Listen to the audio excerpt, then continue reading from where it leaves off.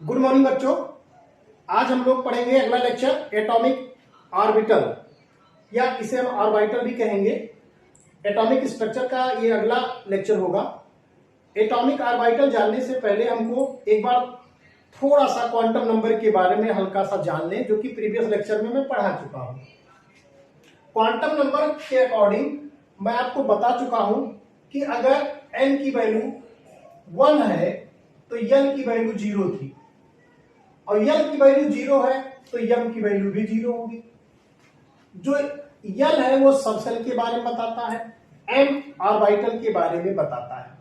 तो मैंने कहा था l बराबर 0 मतलब ओनली वन वैल्यू, 0 यहां एक वैल्यू है, एक मान है, ठीक, जिसे मैंने कहा था S subshell, S subshell, because l represents about the subshell और m का मान 0 है। इसका अर्थ ये हुआ कि एस सबसेल में केवल एक ऑर्बिटल है, only one orbital, only one orbital.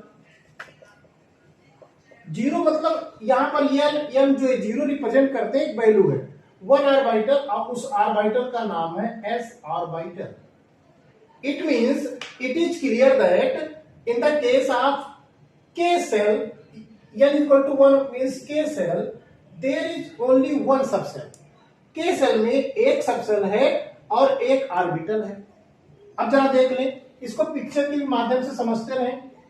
n is equal to 1 2 3 and 4 k l m n।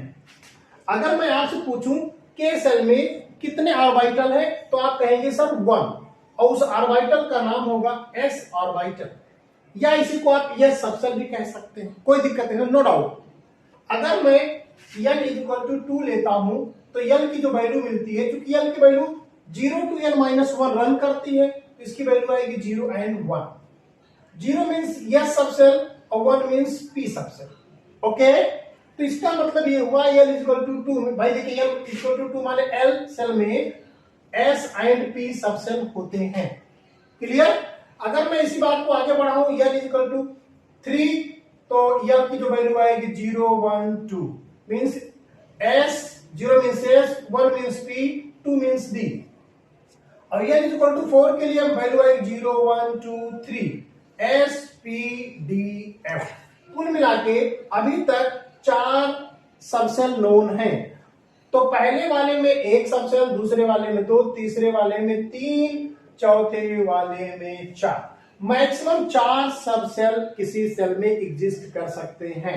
Okay, अब मैं ये बताना चाहता हूं कि किसी भी सबसेल की जो सबसेल होते हैं वो ऑर्बिटल से मिले होते हैं, ग्रुप ऑफ ऑर्बिटल होते हैं। जरा इस कॉन्सेप्ट को भी हम लोग समझ लेते हैं। तो अगर हम बात करें यह सबसेल में एक ऑर्बिटल होता है। पी सबसेल की खासियत अगर मैं बात करूं तो देख लूं, अभी समझ में आ जाएगा। पी सबसेल और डी सबसेल में कितने ऑर्बिटल हैं, कॉन्सेप्ट देख लीजिए। भाई देखिए l बराबर 0 तो m बराबर 0, इट मींस s ऑर्बिटल।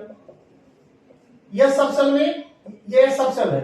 अगर l बराबर 1 लिख दे, l is equal to 1 means अभी मैंने बताया p सबसेल, p सबसेल। अब पी सबसेल के लिए आपको पता होना चाहिए, ये पी सबसेल यहां लिख दे रहे हैं। अब m की वैल्यू 1 के लिए होती है -1 0 +1, ठीक। इट मींस पी सबसेल है 3p orbitals, 3p orbitals. Similarly l is equal to 2 means d subcell. There are 5 values -2. The value of m for the D subshell is -2 -1 0 +1 +2। इस वैल्यू को मैं +2 +1 0 -1 -2 भी लिख सकता हूं, इसमें कंफ्यूज मत होइएगा। It means there are 5 orbitals in D subshell. Okay, n is equal to 3 लूं तो F सबसेल में -3 -2 -1 0 +1 +2 +3। There are 7 values, 3 4 and 3, 7 values आते हैं। It means F subcell contains 7 orbitals.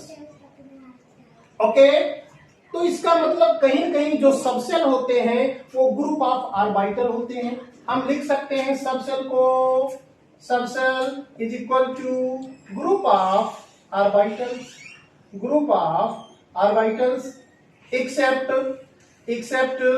S subshell.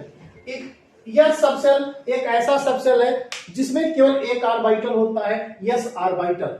तो group of orbitals is known as subshell. तो चलिए कहानी पढ़ लेते हैं ऑर्बिटल्स की। अगर ऑर्बिटल्स की कहानी जान जाए तो बहुत कुछ क्लियर हो जाएगा केमिस्ट्री में।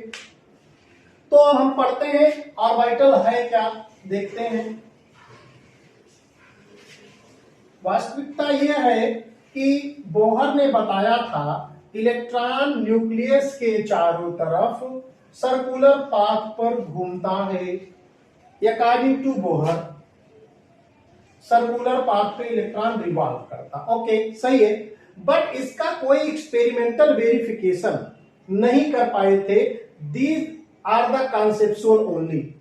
But Heisenberg and de Broglie ने जब प्रूव कर दिया electron have the dual characters, they have the particle as well as wave nature, तब ये क्लियर हो गया कि कहीं न कहीं जो इलेक्ट्रॉन्स होते हैं वो सर्कुलर पाथ पर तो होते ही होते हैं और वेवी फॉर्म में होते हैं, वेव के फॉर्म में होते हैं। कुछ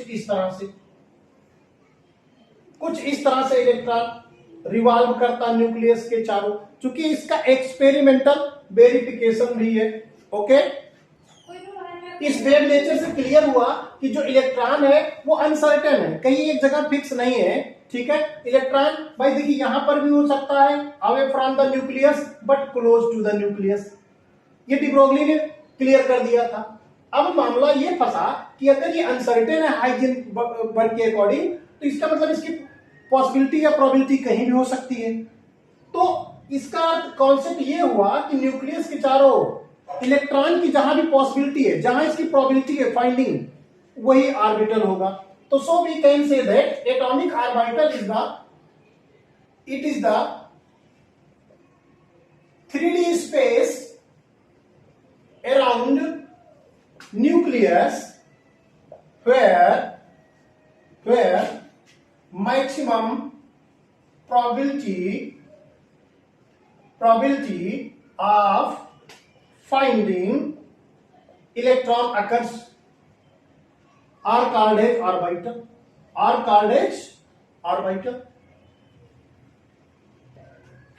भाई मैं कहता हूं ये न्यूक्लियस है XYZ, 3 डायरेक्शन, अगर मैं इसको XYZ, जहां पर भी इसकी मैक्सिमम पॉसिबिलिटी होगी, हो सकता है यहां पॉसिबिलिटी हो, दैट इज ऑर्बिटल। फिर अब चूंकि आप ऐसे समझ लीजिए कि जो इलेक्ट्रॉन है उसकी फास्ट स्पीड है ऐसे फैन, जब फैन स्पीड से चलता हो तो आप बता नहीं सकते जो उसके विंग्स हैं कहां हैं। देखा जाए तो पूरे उस सर्कुलर पाथ पे उसके विंग्स सब जगह, उसकी फाइंडिंग पॉसिबिलिटी सब जगह है। सेम यही कंडीशन ऑर्बिटल पे भी लागू होता है। इसकी पॉसिबिलिटी यहां हो सकती है, कहीं पर भी हो सकती है, दैट 3D स्पेस और कॉल्ड एज ऑर्बिटल। अब ऐसे समझ लीजिए कि अगर आप रूम में लेटे, छिपकली रूम में है, आप अपने रूम को 3D मान सकते हैं। अब छिपकली कहीं भी हो सकती है, छत पे हो सकती है, छत माने एक प्लेन हो सकती है, दीवार पे हो सकती है, प्लेन में हो सकती है, ऐसा भी हो सकता है कॉर्नर्स पर एकदम एक्सिस पर, जहां 3 एक्सिस जहां जनरेट हो रहे हैं वहां आसपास भी हो सकती है कहीं, तो ऐसा भी हो सकती है, फर्श पे भी हो सकती है। तो इसका अर्थ यही हुआ इलेक्ट्रॉन उस रूम में कहीं पर भी हो सकता है, बट एक समय में एक ही जगह तो होने के चांसेस हैं, और उसी स्पेस को, उसी प्लेस को ऑर्बिटल कहते हैं। भाई देखिए इलेक्ट्रॉन जहां है वही 3D स्पेस, मैं ये कह सकता हूं अगर इलेक्ट्रॉन यहां है सपोज दैट, तो ये जो 3D स्पेस है that space is called as orbital. अगर कुछ देर बाद ये इलेक्ट्रॉन यहां चला आया तब ये ऑर्बिटल नहीं है, that space is not orbital, that this space is orbital. Example के रूप में मैं ऐसे कह सकता हूं कि अगर कोई मकान है, कोई बिल्डिंग है, उसमें कोई व्यक्ति रहने लगा तो कहेंगे ये घर है, लेकिन अभी उसी में लाके जानवर बांध दीजिए तो लोग कहेंगे सरिया है। एक एग्जांपल रूप में समझ सकते हैं। तो इलेक्ट्रॉन जहां है उसी के चारों ओर 3D जो एरिया है दैट विल बी ऑर्बिटल। इस बात को याद रखिएगा। अब डी ब्रोगली ने बता दिया कि इलेक्ट्रॉन वेव फॉर्म में चल रहा है, तो इसकी पॉसिबिलिटी न्यूक्लियस के चारों तरफ कहीं भी 3D स्पेस में हो सकती है। तो एक साइंटिस्ट है श्रोडिंगर, श्रोडिंगर ने कहा है अगर ऐसा चांस है तो मैं कुछ करता हूं, मैं इलेक्ट्रॉन की प्रोबेबिलिटी पता करने का प्रयास करता हूं। तो श्रोडिंगर ने क्या किया, मैथमेटिकल तरीके से एक इक्वेशन सॉल्व किया इलेक्ट्रॉन की प्रोबेबिलिटी फाइंड करने के लिए। उनका इक्वेशन था del square sine plus 8 pi square m e minus V upon h into sine equal to 0।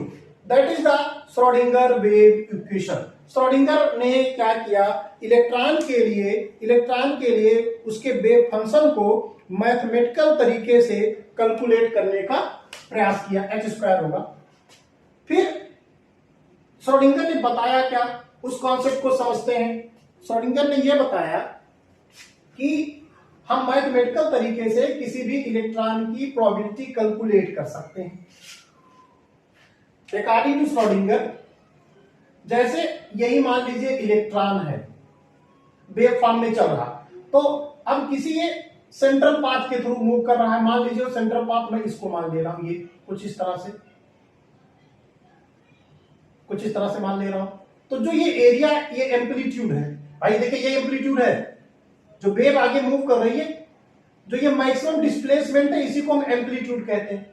तो श्रोडिंगर ने इसी को साइन से रिप्रेजेंट किया। Sine is the wave function which represents amplitude only.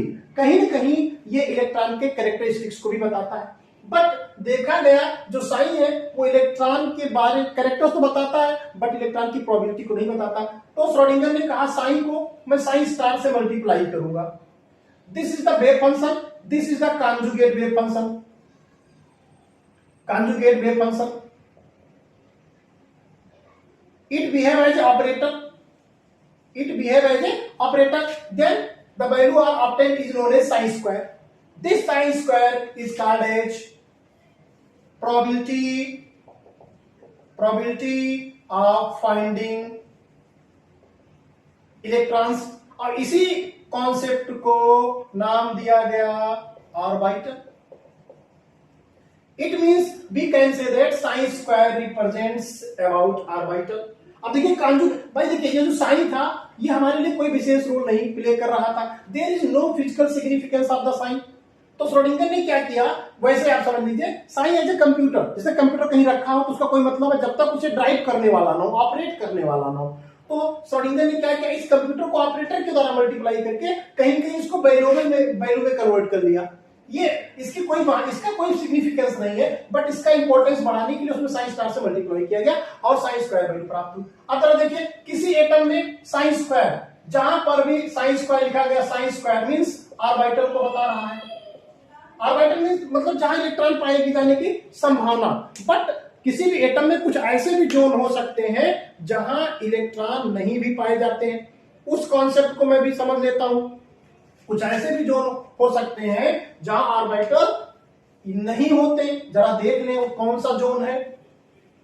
भाई देखिए किसी भी एटम में there are 3, this is the atom, there are 3 such positions where the maximum possibility of the finding electrons are 0, or you can say that the electrons are not occurs, electrons are not find. These areas are known as node or nodal surface। पहला point मैं बता रहा हूं circulate करके, atom में centre में होता nucleus, that is also called as nodal point. ठीक, और मैं बताऊंगा एक प्लेन भी होता है एटम में जिसे नोडल प्लेन का नाम दिया जाता है, मैं आगे भी बता रहा हूं। Nodal plane, these three spaces where the finding of electrons are 0. So these 3 positions are called as node. All the collectively are called as node. Node may be point. Node कोई point हो सकता है, surface हो सकता है, कोई plane हो सकता है। There the possibility of the electrons, the possibility of finding electrons are the 0. Clear हुआ? तो कहीं कहीं ये कॉन्सेप्ट भी आप दिमाग में रख लीजिए। अब वास्तव में जो एटॉमिक ऑर्बिटल है, कहीं न कहीं ये एटॉमिक जो ऑर्बिटल है ये क्वांटम मैकेनिकल कॉन्सेप्ट है। Quantum mechanical. भाई अगर वेव ना आया होता कॉन्सेप्ट, अगर वेव इलेक्ट्रॉन में बेबी नेचर ना माना गया होता तो शायद एटॉमिक ऑर्बिटल कॉन्सेप्ट ना आया होता। क्लियर? तो इसका अर्थ ये हुआ कहीं ना कहीं ऑर्बिटल्स के बारे में कॉन्सेप्ट आपको मिल गया होगा। अब हम लोग ऑर्बिटल को कितने प्रकार से रिप्रेजेंट कर ले वो भी करते हैं, वो भी जरा देख लीजिए। ऑर्बिटल को रिप्रेजेंट करने के दो तरीके हैं। एक तो है चार्ज क्लाउड कॉन्सेप्ट, पहला चार्ज क्लाउड, और दूसरा है surface boundary concept. Surface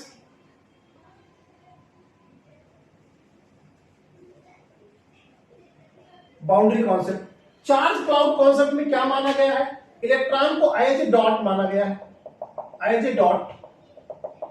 it means you can say that charge cloud concept represents collectively collection of the dots, a group of the dots, these are represented in charge cloud concept या electron cloud concept भी इसको कहा जाता है। Surface boundary concept में क्या है? इसमें जो ऑर्बिटल है भाई, इसमें ऑर्बिटल सब जगह कहीं पर भी हो सकता है, ये जितने मैंने डॉट बनाए सब ऑर्बिटल है, इलेक्ट्रॉन की पोजीशन है। बट सरफेस बाउंड्री में क्या होता है? एक बाउंड्री सरफेस खींची जाती है और ये बाउंड्री सरफेस इलेक्ट्रॉन की, इस बाउंड्री सरफेस पे इलेक्ट्रॉन की प्रोबेबिलिटी मैक्सिमम है। तो एटॉमिक ऑर्बिटल को रिप्रेजेंट करने के लिए दो कॉन्सेप्ट यूज किए जाएंगे, ठीक है। एक तो आपका हो जाएगा बाउंड्री सरफेस कॉन्सेप्ट और दूसरा हो जाएगा इलेक्ट्रॉन क्लाउड कॉन्सेप्ट। दोनों मैंने आपको बता दिया। याद रहे ये दोनों कॉन्सेप्ट 2D कॉन्सेप्ट है, ये दोनों 2D कॉन्सेप्ट है। अब हम लोग पढ़ते हैं शेप ऑफ ऑर्बिटल। जो ऑर्बिटल है वो किस शेप का होता है तो देख लेते हैं। पहले हम लोग पढ़ लेते हैं शेप ऑफ ऑर्बिटल। अगर मैं पहला बात करूं एस ऑर्बिटल, यस ऑर्बिटल, तो क्लियर हो जाएगा। देखा क्या गया, जो यस ऑर्बिटल होता है एक्स वाई जेड। अगर मैं इसको न्यूक्लियस मान लूं, nodal point, nucleus is the nodal point, तो अगर मैं एक स्ट्रक्चर ड्रा करूं यस ऑर्बिटल के लिए तो देखा क्या गया, कहीं ना कहीं ये एक स्फेरिकल फॉर्म में देखने को मिला। अर्थात जो यस ऑर्बिटल होता है वो नॉन डायरेक्शनल होता है। कैसा होता है? नॉन डायरेक्शनल, एक्सिस से कोई लेना देना नहीं, स्फेरिकल होता है। स्फेरिकल मींस जो प्रोबेबिलिटी ऑफ फाइंडिंग इलेक्ट्रॉन होता है वो सभी एक्सिस पर इक्वल होता है। मतलब जितना प्रोबेबिलिटी ऑफ फाइंडिंग इलेक्ट्रॉन यहां होगा उतने यहां होगा उतने यहां, मतलब ये कह सकते हैं equal probability of finding electrons is everywhere around the nucleus, then this is the s orbital. Okay, अब याद रखें यस ऑर्बिटल में जैसे अगर मैं इसे ऐसे भी लिख सकता हूं, जो यस ऑर्बिटल है वो 1s हो सकता है, 2s हो सकता है, 3s हो सकता है। अब जरा देखिए नंबर ऑफ n इंक्रीजेज 1 2 3, जैसे जैसे n इंक्रीज कर रहा है कहीं न कहीं एनर्जी आल्सो इंक्रीजेज। मैं प्रीवियस लेक्चर क्वांटम नंबर में इसको बता चुका हूं। बट इनका जो शेप है, शेप में कोई भी चेंज नहीं होगा, ये भी स्फेरिकल है, ये भी स्फेरिकल है, ये भी स्फेरिकल है। बट एक चीज और, एनर्जी साथ साथ साइज भी कहीं न कहीं इंक्रीज करता है। इसको मैं डायग्रामेटिकली दिखा सकता हूं। अगर मैं इसको 1s मान लूं, इसको 1 2s, इसको 3s, 1s 2s 3s। Okay, तो अगर आप देखें 1s ये मैंने सरफेस बाउंड्री मेथड यूज किया है, 1s और 2s के बीच कुछ स्पेस है, 2s 3s के बीच स्पेस है, इस स्पेस को बोला जाता है नोडल सरफेस। नोडल सरफेस और नोड मींस क्या कह सकते हैं, इसी नोडल सरफेस को एक नाम अभी आगे मैं और दूंगा, ठीक है। इसका नाम मैं रेडियल नोड भी दूंगा, तो लगे हाथ इसको भी समझ लें। नोड को मैंने दो भागों में बांट दिया, दो भागों में, रेडियल नोड, दूसरा एंगुलर नोड।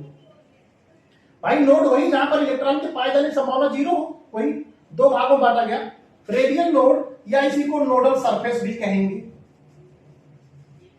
इसका फार्मूला होता है रेडियल नोड का Rn is equal to n minus L minus 1। किसी भी आप ऑर्बिटल के लिए रेडियल नोड निकाल सकते हैं। और जो एंगुलर नोड होता है वो उसकी वैल्यू एजीमुथल क्वांटम नंबर के इक्वल होगा। ये कम्पिटेटिव है, याद रखिएगा। कम्पिटेटिव यहां से क्वेश्चन निकल के आएंगे आपकी एग्जाम में, चाहे जो नीट IIT चाहे जो दीजिए, यहां से क्वेश्चन मिलेगा आपको, ठीक। देखिए हमारे पढ़ाने का उद्देश्य क्या है, आपको केमिस्ट्री आए और केमिस्ट्री का कॉन्सेप्ट क्लियर हो, आप फ्यूचर में बड़ा काम करें, बस मेरा मेरा थीम यही है। तो अब अगर हम बात करें तो इसमें देखा जाए कितने नोडल सरफेस हैं, ये देखा जाए 3s ऑर्बिटल है।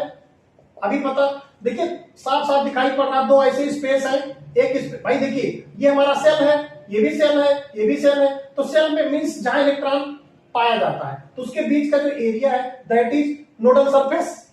अब अगर मैं इस फार्मूले को लगाऊं नोडल सरफेस के n minus L minus one 3s के लिए, तो n कितना हो जाएगा, n 3 हो जाएगा, और s के लिए होता है l बराबर 0 माइनस 1, तो वैल्यू कितनी आई 2।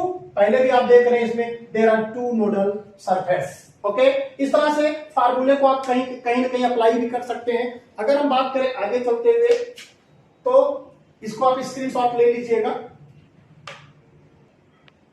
अब अगर मैं यस ऑर्बिटल में नोडल प्लेन की बात करूं, नोडल प्लेन है कि नहीं, तो याद रखना इसमें नोडल प्लेन 0 होगा। कैसे होगा ये भी आप समझ लीजिए। नोडल प्लेन की खासियत क्या है, नोडल प्लेन की खासियत इस तरह से होती है, एक ऐसा प्लेन ड्रा करेंगे जिसमें कम से कम 2 एक्सिस कंसीडर किया जाए, और प्लेन जरूरी है कहां से पास करे, नोड जो है प्लेन सेल से होता हुआ, न्यूक्लियस से होता हुआ गुजरे। मतलब ये सेल है और ये न्यूक्लियस, ये अगर मैं ऐसे कोई एक खड़ा खड़ा प्लेन पास कर दूं, प्लेन मतलब वही the space between 2 neighbouring axis x y के बीच, जैसे ये दीवार प्लेन है, तो देखा जाए दीवार अगर कॉर्नर्स पे देखें तो देयर आर 3 एक्सिस, तो जो ये छत है मैं मान लेता हूं कॉर्नर पर एक एक्स एक्सिस है, एक वाई एक्सिस, तो एक्स वाई के बीच जो छत है दैट विल बी प्लेन। ठीक, तो अब ये देखिए इसमें अगर आप न्यूक्लियस से और सेल से इलेक्ट्रॉन को पास कर रहे हैं, ठीक, या कहीं से एक एस ऑर्बिटल माने बॉल गोल स्फेरिकल है, आप कहीं से काटिए तो आप देखेंगे चाहे जहां से काटेंगे, चूंकि electron everywhere is present around the nucleus, तो रास्ते में कहीं कहीं इलेक्ट्रॉन टच कर जाएगा, और अगर इलेक्ट्रॉन टच कर गया उस प्लेन पर तो इसका मतलब कहीं कहीं वो नोडल प्लेन नहीं हुआ। भाई अगर इलेक्ट्रॉन 0 होता तभी तो मैं नोडल प्लेन करता, इट मींस एस ऑर्बिटल है, there is no nodal plane, no nodal plane. Okay, बाकी मैंने फार्मूला बता ही दिया। अब अगर इसी तरह मैं बात करूं पी ऑर्बिटल का, तो क्लियर हो चुका है मैग्नेटिक क्वांटम नंबर से पी सबसेल के लिए m के 3 वैल्यूज हैं, m is equal to -1 0 +1। Okay, तो मैं इसको नाम दे दे रहा हूं px pz py।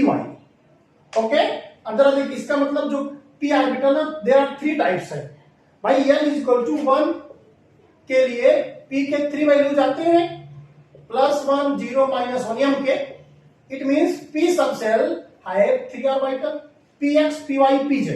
ओके, अब जरा देखिए जो p ऑर्बिटल होता है ये एक्सियल होता है, ये एक्सिस पर एग्जिस्ट करता है। अब जैसे p एक और एक खासियत है, ये डंबल शेप होते हैं, डंबल शेप, डंबल मींस डमरू के आकार में होते हैं, ये they are composed from 2 lobes, ये 2 लोब से मिलकर बने होते हैं, 2 लोब्स। ये कहानी आप समझ लीजिए। अब इन 2 लोब को कैसे ड्रा करोगे, मान लीजिए एक्स एक्सिस है, ये दोनों लोब बना दीजिए, इस पॉइंट को नोडल पॉइंट कहेंगे, और ये ऑर्बिटल हो गया आपका px। इसी तरह आप बना लीजिए y, ये आपका py हो गया। इसी तरह आप बना लीजिए z, ये आपका pz ऑर्बिटल हो गया। क्लियर, याद रहे px py एंड pz की एनर्जी सेम होती है, इसीलिए इनको डीजनरेट ऑर्बिटल्स भी कहते हैं। लेकिन अगर मैं बात करूं 2px या 2px 3px एंड 4px, इसमें सबसे ज्यादा एनर्जी की बात मैं करूं तो 4 की होगी। As principal quantum number means n increases the energy is also increases. Okay, और याद रखिए और इनमें क्या चेंज होगा, इनका शेप भी अलग होगा। कैसे, आइए कहानी को कुछ समझते हैं। अब एक चीज और, अगर मैं बात करूं इनमें नोडल प्लेन इसी समय देख लीजिए, नोडल प्लेन है कि नहीं, तो मैं बता दे रहा हूं आपको दोनों कहानी। नोडल प्लेन इसमें देख लेते हैं, देखिए नोडल प्लेन और नोडल सरफेस दोनों देख लेते हैं। मान लीजिए ये px ऑर्बिटल है, 2px में मान लेता हूं। ओके, अगर मैं इसी को 3px मानता तो देखिए ये 3px, इसी को मैं 4px मानता, ये 4px है, 2px 3px एंड 4px। अब इसमें आप निकाल लीजिए नोडल सरफेस या रेडियल नोड्स, तो वही n minus l minus 1 4px के लिए निकालेंगे तो n कितना हो जाएगा 4, p के लिए कितना होता है 1, 4 माइनस 1 माइनस 1 बराबर कितना हुआ 2। देख लीजिए 1 2, आप देख के भी निकाल सकते हैं। और ये तो नोडल पॉइंट होता है, दैट इज न्यूक्लियस, वो सभी में एग्जिस्ट करता है। भाई जो p ऑर्बिटल है इसका मतलब न्यूक्लियस के चारों तरफ 3D फॉर्म में जो इलेक्ट्रॉन की पॉसिबिलिटी हो वो किसी एक एक्सिस पर कुछ इस तरह से होगी, कुछ इस तरह से होगी। ओके, मतलब यहां जीरो, जैसे जैसे दूर जाओगे मान लीजिए एक्स एक्सिस पर धीरे धीरे probability of finding electrons increase कर रहा, फिर धीरे धीरे कम होने लगता है। ये आपका बन गया double slit, that will B px orbital. अगर मैं नोडल प्लेन की बात करूं तो चलिए इसको भी देखने लगे। यहां चलिए मान लेते हैं ये x ऑर्बिटल है px, ये y है, ये z है, मैं मान लेता हूं। अब अगर भाई ये डायरेक्शनल है, px ऑर्बिटल मींस इलेक्ट्रॉन इस पे x एक्सिस पर है, तो जाहिर सी बात है yz में आपका प्लेन एग्जिस्ट करेगा। भाई जब x एक्सिस पर इलेक्ट्रॉन कवर कर रहा है तो yz पे इलेक्ट्रॉन नहीं है। भाई नहीं मतलब कम पॉसिबिलिटी है फाइंडिंग में, देखिए अनसर्टेन है, जीरो नहीं है लेकिन कम हो सकता है, तो that will be x yz plane. It means px orbital है yz प्लेन। इसी तरह अगर मैं py ऑर्बिटल की बात करूं तो इसमें कौन सा प्लेन होगा xz प्लेन, ये देखिए xz प्लेन हो जाएगा। अगर मैं pz ऑर्बिटल की बात करूं pz, तो इसमें जो प्लेन होगा वो xy में होगा। तो याद रखिएगा नोडल प्लेन अगर आपको निकालना है तो px में yz, pz में xy और py में xz नोडल प्लेन एग्जिस्ट करते हैं। अब नोडल सरफेस जो मैंने निकालना आपको बता दिया। अब आगे की कहानी पढ़े, ये हो गया, इसका स्क्रीनशॉट ले लीजिएगा। आइए डी ऑर्बिटल पढ़ लेते हैं। देखिए डी ऑर्बिटल के लिए L बराबर 2 होता है, तो M बराबर -2 -1 0 +1 +2। तो कहीं कहीं डी सबसेल में 5d ऑर्बिटल्स हैं जिनकी एनर्जी सेम है, जिन्हें डीजेनरेट ऑर्बिटल्स कहते हैं। ओके, अब देखा क्या गया, जब डी सबसेल को मैग्नेटिक फील्ड इसके ऊपर अप्लाई किया गया तो ये दो लेवल में स्प्लिट कर गया, टूट गया। एक लेवल में 3 ऑर्बिटल्स थे, एक लेवल में 2 ऑर्बिटल्स। तब इनकी एनर्जी अलग अलग होती है। मैग्नेटिक फील्ड में they have the different energy, this is called as loss of degeneracy. अब इस 3 ऑर्बिटल्स जिनकी एनर्जी सेम थी उसका नाम था dxy, dxz, dyz, dx square minus y square, dz square. There are 5 orbitals. अब ये जो 3 ऑर्बिटल्स हैं they are present between axis, ये एक्सिस के बीच में होते हैं, ये दोनों अलोंग द एक्सिस होते हैं। आइए एक एक को पढ़ ले, एक एक को पढ़ ले। अगर मैं dxy की बात करूं, जो d orbitals are also directional like p orbital and they are composed of four lobed double shaped structure, double shaped structure। देख लेते हैं dxy में 4 लोब x और y के बीच में। अगर मैं इसी को xz मान लूं, 4 लोब x और z के बीच में, इसी को मैं dyz मान लूं तो 4 लोब आपके yz में। क्लियर। अब इसमें भी अगर आपको नोडल सरफेस निकालना है तो वही formula n minus l minus 1 लगा दो। जैसे मैं मान लो मैं 3D मान लेता हूं, तो अगर मैं ये 4D हो जाएगा, ये 4D हो जाएगा, ये 5D हो जाएगा, 5D हो जाएगा, तो आप नोडल सरफेस निकाल लेना। 5D के लिए क्या formula, n minus l minus 1, 5 minus d के लिए 2 माइनस 1, तो इसका मतलब हो जाएगा 2 नोड्स होंगे, तो 1 नोड्स 2 नोड्स नोडल सरफेस आप निकाल सकते हैं। अच्छा ठीक, अगर इसमें भी आप ऐसे निकाल सकते हैं। अब नोडल प्लेन की बात अगर मैं करूं तो नोडल प्लेन कैसे निकलेगा, जो डी ऑर्बिटल्स होते हैं 2 नोडल प्लेन रखते हैं। कैसे, जरा देख लीजिए भाई। अगर मैं dxz ऑर्बिटल की बात कर रहा हूं, इसका मतलब कहीं न कहीं देखिए there are 3 axis x y z। Okay, अगर मैं इनको कंबाइन करूं, मैं प्लेन की बात करूं तो कितने प्लेन बनेंगे एक कॉर्नर पे जहां 3 एक्सिस एग्जिस्ट करने हो, कितने प्लेन बनेंगे x y plane, x z plane and y z plane बनते हैं। तो जो बिटवीन है, देखिए ध्यान से, जो ऑर्बिटल बिटवीन है, इसका मतलब एक्सिस पर नहीं है, एक्सिस के बीच में, अब दो एक्सिस के बीच का जो प्लेस होता है दैट विल बी प्लेन। तो इसका मतलब अगर मैं कहूं एक्स जेड में, तो जो ऑर्बिटल है, जो इलेक्ट्रॉन है, वो कहां है, एक्स जेड प्लेन में है।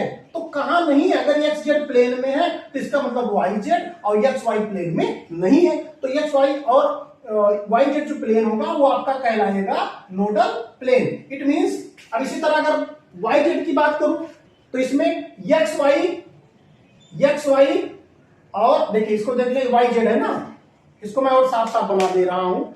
जरा देखिए, मान लीजिए मैं एक्स जेड वाई जेड में मैं पता करना चाहता हूं कि कौन कौन सा प्लेन है, तो जरा देखिए भी पता चल जाएगा। वाई जेड में भाई देखिए, वाई जेड हमारा ऑर्बिटल यहां पर है। ओके, अब किसी भी सेंटर के थ्रू जहां थ्री एक्सिस एग्जिस्ट करते हैं, plane x y, x z, y z, three plane exist करते हैं। तो यहां वाई जेड प्लेन में है, तो वाई जेड प्लेन में इसका मतलब they are two planes where sin square is equal to 0, that will be nodal plane, that will be nodal plane। Fourth d orbital है dx square minus y square, ये दो axis पर उपस्थित होगा x y. ये x y पे four lobed structures कुछ इस तरह से डबल डबल स्ट्रक्चर बनेगा।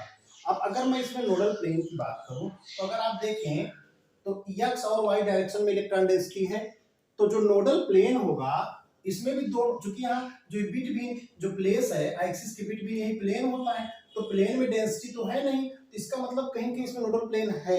ओके, अब चूंकि एक्स और वाई पर डेंसिटी है, तो जो भी इसमें नोडल प्लेन होगा वो होगा z x and z y, इसमें भी दो नोडल प्लेन उपस्थित होते हैं। ओके, अब मैं फिफ्थ ऑर्बिटल की बात करूं जिसका नाम है डी जेड स्क्वायर। ओके, इसका स्ट्रक्चर कुछ इस तरह से मैं बनाना चाहूंगा। ये मान लेता हूं जेड एक्सिस है, ये आपका टू लोब्ड स्ट्रक्चर है। ओके, अब इसमें देखिए बीच में एक स्फीयर बना होता है, कुछ इस तरह से स्ट्रक्चर देखने को मिलेगा। ये डीजेड स्क्वायर ऑर्बिटल है। ओके, अब इसमें जो नोडल प्लेन की बात करूं, देखिए इसमें फोर लोब इसमें भी होता है। इस कॉन्सेप्ट को आप ऐसे समझिए, ये दोनों लोब तो जेड एक्सिस पर है ही है, साथ ही साथ इसके जो दो लोब हैं, ठीक है, वो एकदम आप समझ लीजिए कुछ इस तरह से फ्रंट पे है, परपेंडिकुलर है। ओके, इसलिए कहीं न कहीं इसमें भी फोर लोब्ड स्ट्रक्चर ही है, लेकिन ये फ्रंट वाला अगर मैं अभी कुछ इस तरह से होता तो हमको क्लियर दिखाई पड़ता, बट ये परपेंडिकुलर होता तो ये अगला हिस्सा यही दिखाई दे रहा है। अब मैं अगर इसमें नोडल प्लेन की बात करूं, नोडल प्लेन, तो अगर देखा जाए ये वाला जो स्फीयर वाला पार्ट है, स्फीयर पार्ट होने का मतलब क्या है, जो डेंसिटी है वो प्लेन और एक्सिस दोनों को कवर कर रही है। तो इससे अगर मैं नोडल प्लेन ड्रा करना चाहूंगा तो मैं नहीं ड्रा कर सकता हूं, तो इसमें जो नोडल प्लेन होगा वो जीरो होगा। इस चीज को दिमाग में रख लीजिए। अब जरा देखिए, इसका जो स्ट्रक्चर है वो बेबी सूथर स्ट्रक्चर भी बोला जाता है। बेबी सूथर, बच्चों का जो बच्चे नेपल दूध पीते हैं उस तरह से कुछ स्ट्रक्चर दिखाई पड़ेगा। अब ओवरऑल मैं कहना क्या चाहता हूं, जो डी में 5 डिजेनरेट ऑर्बिटल्स हैं उनकी एक बार कहानी समरी आप समझ लीजिए। अगर मैं इसको डी एक्स वाई मानता हूं, डी एक्स जेड मानता हूं, डी वाई जेड मानता हूं, d x square minus y square मानता हूं, डी जेड स्क्वायर, ये जो फोर्थ ऑर्बिटल्स है, एनर्जी तो देखिए सबकी सेम है, सब एनर्जी सेम होती है, बट इनका देखें तो शेप में थोड़ा सा डिफरेंस है। भाई इन तीनों में जो कहीं कहीं फोर लोब्ड स्ट्रक्चर्स हैं बट बिटवीन पाए जाते हैं, इन दोनों में क्या होता है कि अलोंग द एक्सिस पाए जाते हैं, तो थोड़ा अरेंजमेंट ओरिएंटेशन में डिफरेंस है, बट एनर्जी क्या है, पांचों की सेम है। इन चारों में दो नोडल प्लेन है और इसमें क्या है, जीरो नोडल प्लेन। ये माइंड में रख लीजिएगा इस बात को। ओके, अब अगर हम बात करें तो जैसे किसी भी ऑर्बिटल के लिए, किसी भी सबसेल के लिए, जैसे मान लिए दिया गया 3D सबसेल। ओके, तो अब इसके लिए आपको रेडियल नोड निकालना है, तो आप निकाल सकते हैं, formula n minus l minus 1 दिया गया है। आगे वाली संख्या n को रिप्रेजेंट करती है, सेल को रिप्रेजेंट करती है। ओके, मेन एनर्जी लेवल को रिप्रेजेंट करती है 3, और डी के लिए आप ये माइंड में रख लीजिए, l बराबर 0 1 2 3, 0 s के लिए 0, p के लिए 1, d के लिए 2 और f के लिए 3 यूज करेंगे हम।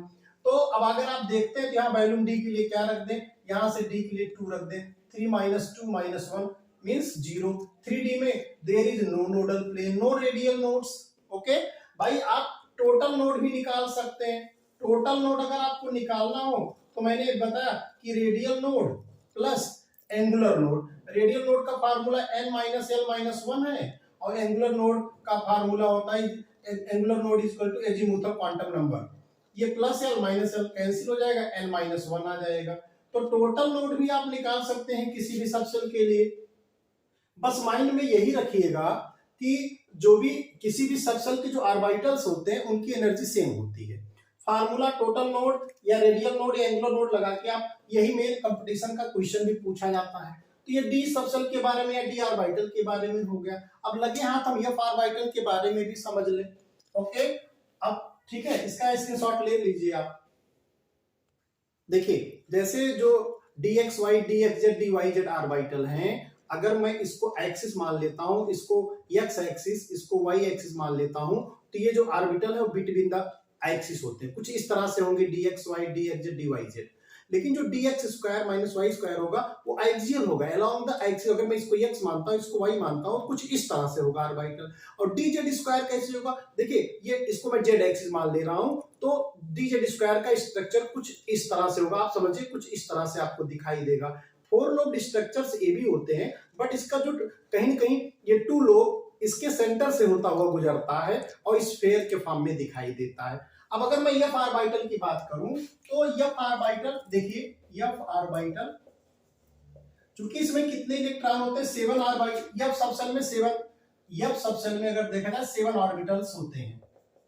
एफ सबसेल में 7 ऑर्बिटल्स होते हैं और जिनकी एनर्जी सेम होती है, बट 7 ऑर्बिटल होने के कारण 14 इलेक्ट्रॉन्स होते हैं।